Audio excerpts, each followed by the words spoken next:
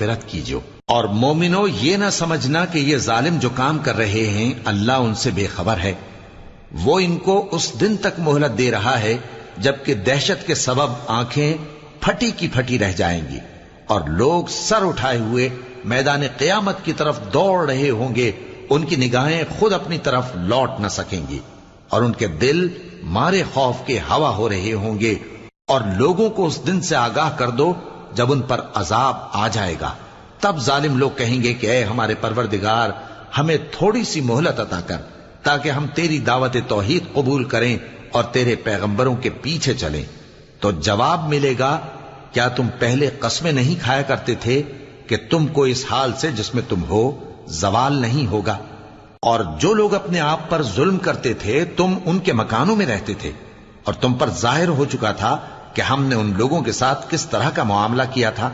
اور تمہارے سمجھا